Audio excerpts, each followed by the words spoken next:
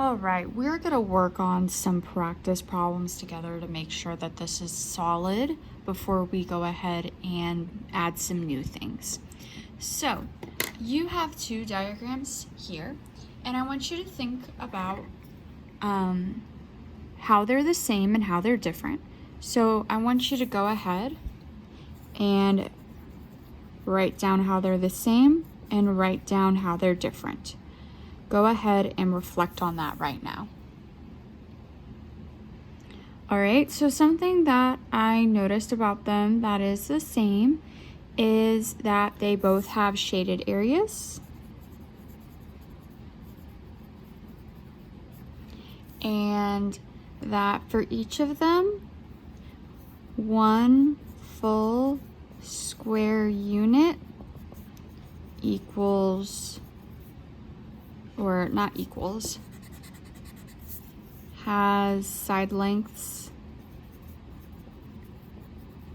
of 1. Now you may have noticed other things, but that's what I noticed. It's the same. So let's think about what's different.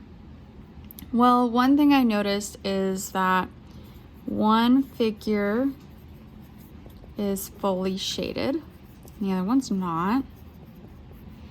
And one is broken into fractions.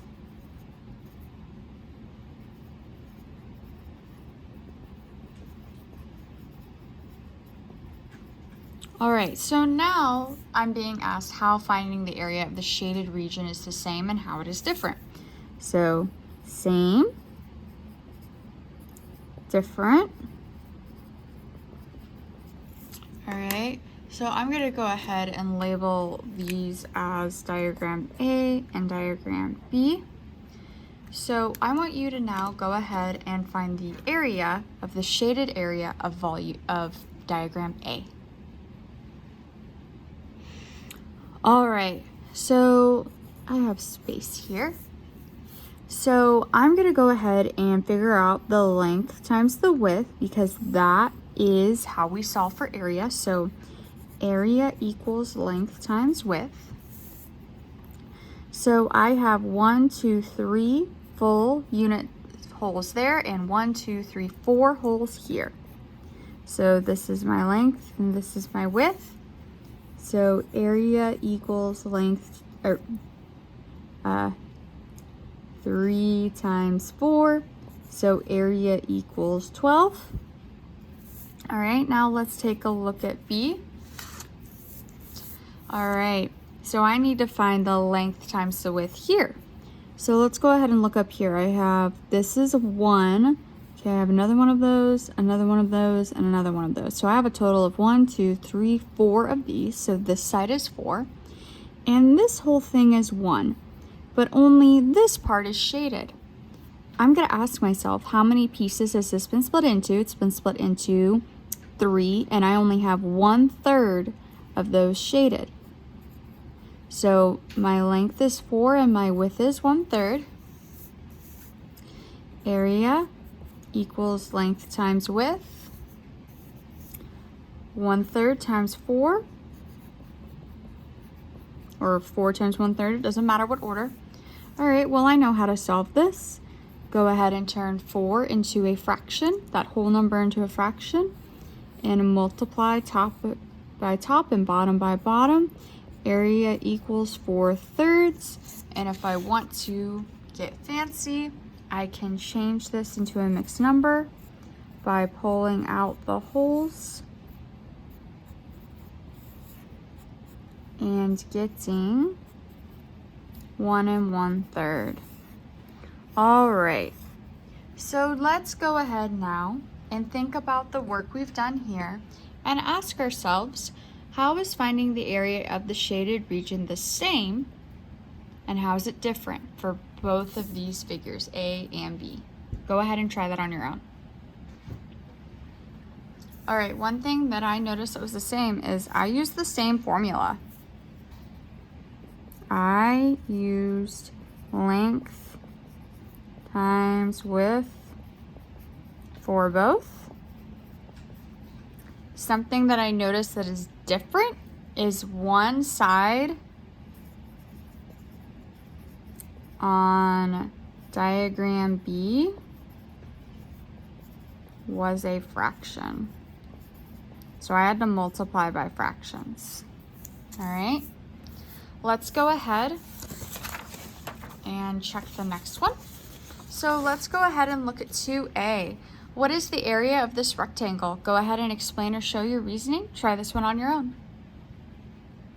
All right, so area equals length times width, and it doesn't matter which one you labeled as the length and which one you labeled as the width because the commutative property says it doesn't matter what order. So area equals 12 times 10.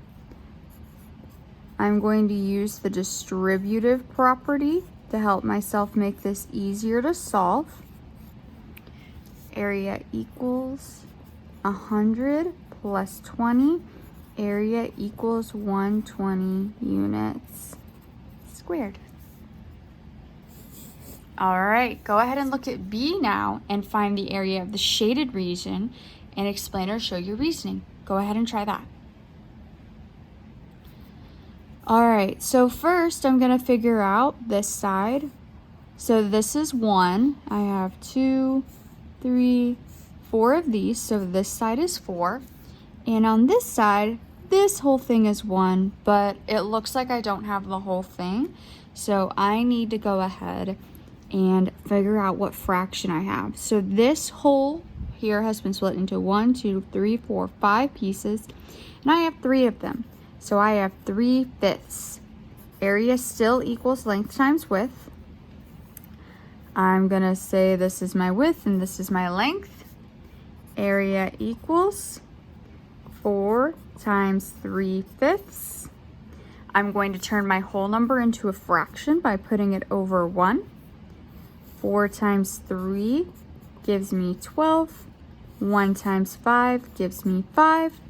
If I want to, I can leave my answer as 12/5, or I can pull out wholes.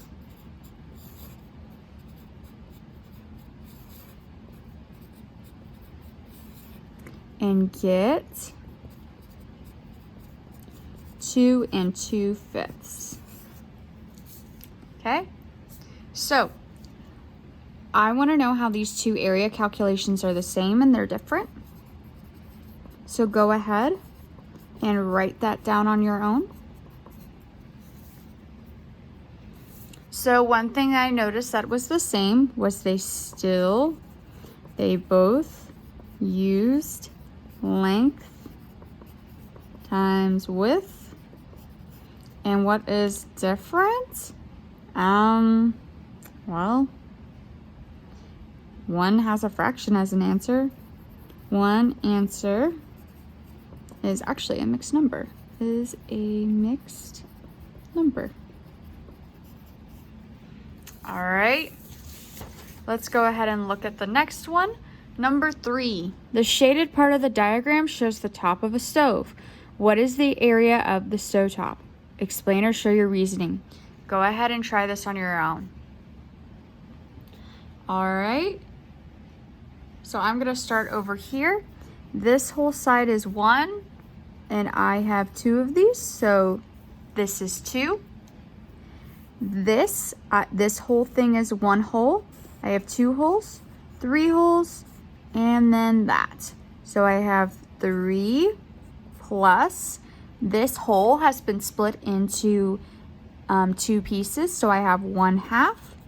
So I have 3 1/2 for this side and 2 on this side. Area still equals length times width. Area is going to equal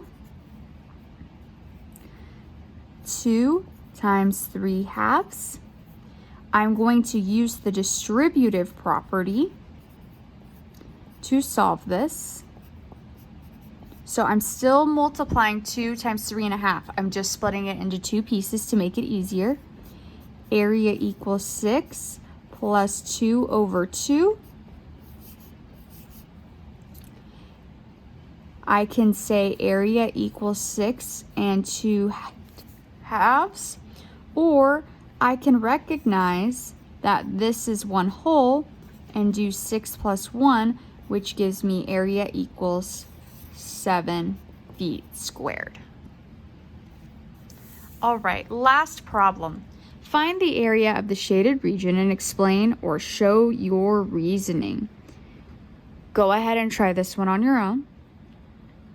So on this one, we don't have to figure out what is going on here. They already told us what this whole measurement is and what this whole measurement is. So that actually makes it a little bit easier. So area still equals length times width. Area equals 4 1/4 times 3. I am using the distributive property to multiply 3 times 4 and 3 times 1/4.